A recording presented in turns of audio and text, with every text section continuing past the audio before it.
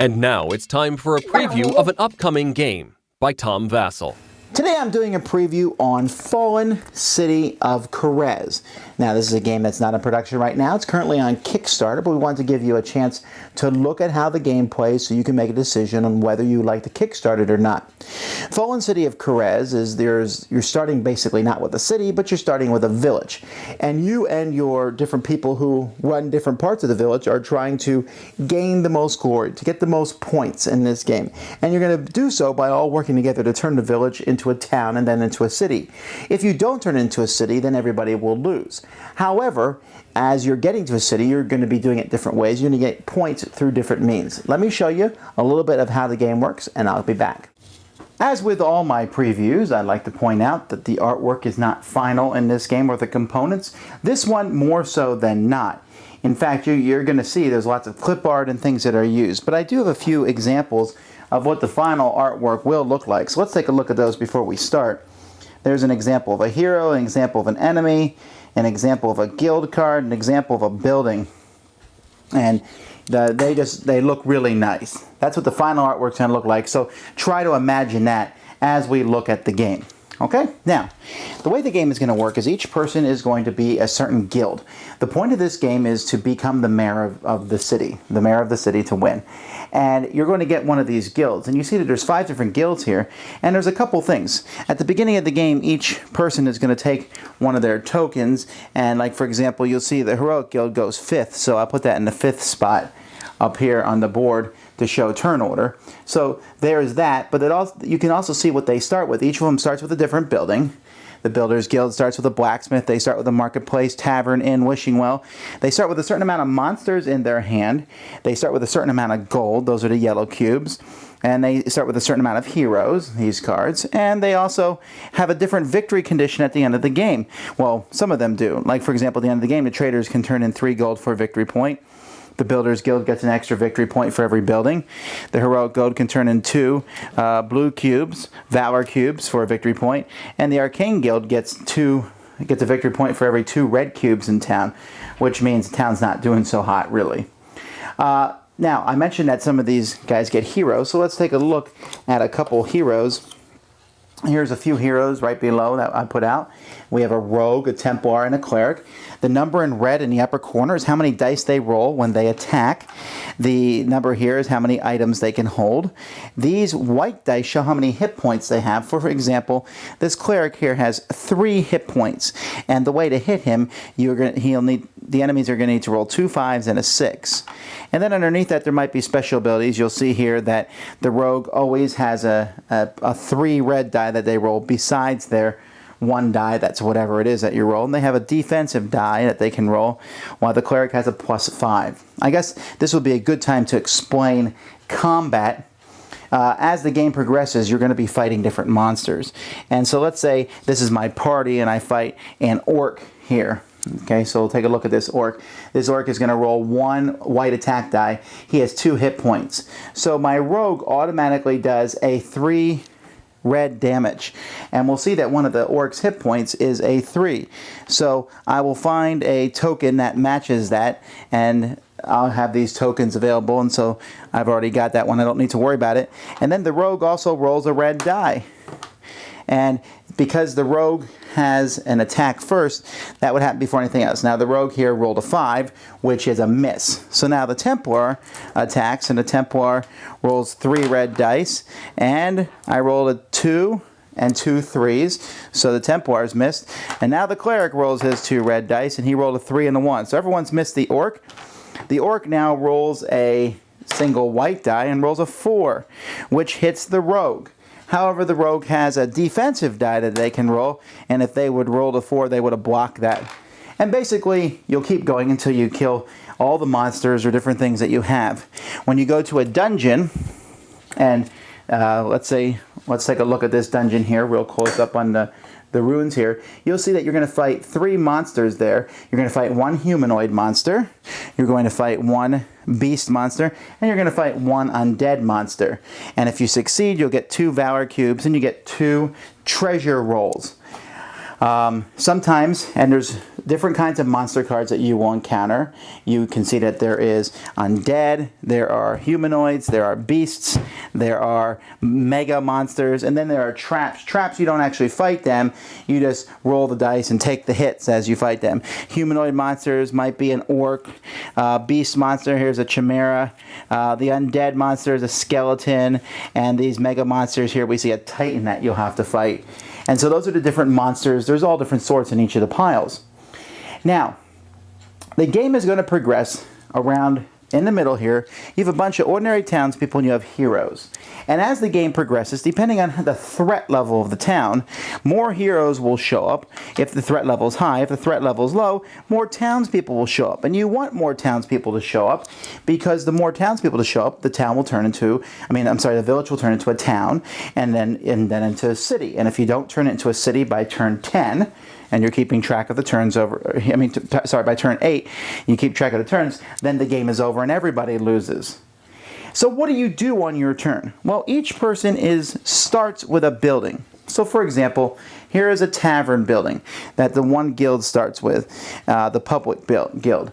And they have this building here. Now this building here has a place where people can go and they can send they can pay a blue cube here, and they'll put one of their icons, one of their tokens to show that they're using this, and they're going to get to draw a quest card. And so quest cards simply will give you rewards, victory points, or gems. Gems are 2 for a victory point at the end of the game, and explore the ruins and retrieve the robe to its owner. So you do a specific quest on these different guilds and to get extra victory points. So anybody can go to the tavern to do that. The owner can put 2 workers here and take a gold. They're working in the tavern. And so each building has something to that effect. The blacksmith here, you can send 2 townspeople to get a weapon card. And these weapon cards can usually have a specific hero that they can go with. Like this one here, the throwing axes, that you can change +1 to one of the die roll. Anybody can use that one. But there are other ones that maybe are specific to a specific hero. And some of the heroes are better because of that. Like, for example, these magic gauntlets here, which cost 2 gold, and they add an automatic +4 and a defensive die to a Templar. So you can go buy weapons at the blacksmith. You can go to the marketplace where you can buy instant cards. These are one-time use cards that cost, but they let you do things like, for example, this one here lets you re-roll die, and if you're a wizard, you get to re-roll 2 dice. This one here, scroll protection, will block 1/5 that's rolled on a die. Here, your party attacks first in an action, a scroll vision. So they're one-time use cards. Then there's a wishing well where you can get more monsters into your hand. And there's the inn where you will be able to get more gold, or you might be able to get another hero card, because you start with a certain amount of heroes, but your heroes might die. You can also send people to the healer's tent to heal your heroes. You can send them to the city watch where one of your villagers might die, but you'll get a valor cube. Or you can open up a private dungeon here. And when you open up a private dungeon, then you can populate it with the monsters that you have in your hand and send your heroes in to fight them. Or other people can go fight in your dungeons. Or they can destroy your dungeon if they don't like the fact that you're getting gold when people show up in it.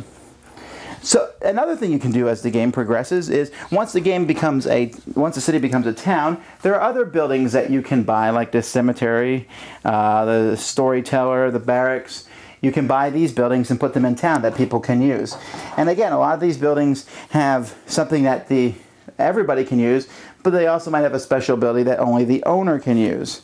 So a lot of these buildings, like for example, the slave pit, I can send in 2 villagers to get a jewel, or the owner can pay 2 gold to get another villager. So there's a lot of different uses that these buildings can have. So on your turn, people are going to take turns in order here, putting out these villagers and heroes, and then when that's done, accomplishing what they are. So if they've sent them to different buildings, they'll get the effects of those buildings. If they sent them to different adventures that will show up as time goes by, like there's the mines and the wilderness, and here's an enchanted keep, you can do those. And like I said, after you fight these adventures, you might get a chance to roll treasure chests, which can give you more instants. They can give you weapons, they can give you jewels, they can give you money. There's all sorts of treasure that you can get from rolling special treasure dice. So again, that's not a complete overview of everything in the game, but kind of a quick explanation of how the game works. At the end of turn 8, if it's a city, then you compare victory points. You get victory points for gold, for jewels, for buildings that you've built, for valor things, and for your special thing that your guild will give you. And whoever has the most points is the winner. As you can see, infiltration kind of mixes a whole bunch of things together. There's worker placement, except that the workers that you're placing out on the board aren't your own. You have a pool, and that's interesting because when you kill off, for example, villagers to get different things or to help, to accomplish different goals, you are killing off villagers that everybody can use, so you may cause some unhappiness there. There are certain things, if you go there, no one else is going to be able to get a hero that turn. Heroes are really important in this game, and so there's different aspects. Having your own private dungeon, stocking it, is a neat idea. It's something that I've always thought was kind of a dumb aspect of role-playing games, but I'll still participate in it because, hey, I can make my own dungeon. Now, who would do that in real life? Have your own dungeon full of monsters. But there's that aspect, and people can practice on those monsters, per se. One thing that's really interesting about this game is the asymmetrical setups. Each player starts with a very different setup, a very different building. The guy who's selling supplies is going to get a lot of money from other players. The guy who rents out, people can get heroes from him. He's going to get money. The guy, everyone has their own advantage and own different way to get victory points and kind of their own goals. The combat system is interesting, where you roll dice and you're getting specific numbers. And I went through and looked at all the different pictures, and I noticed that clerics did better at hitting undead, and different people did better against different ones based on how that number system works. Now, there's still luck involved. You can still take your loaded up wizard into the dungeon, and a goblin can get him with a lucky blow.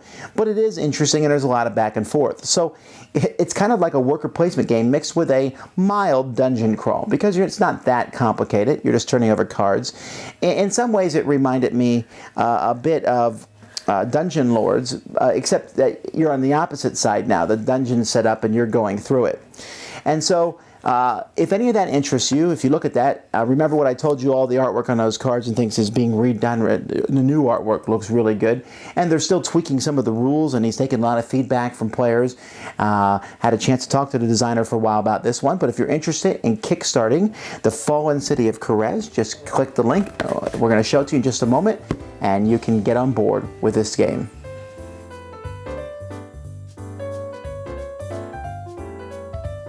Thanks for watching our review today.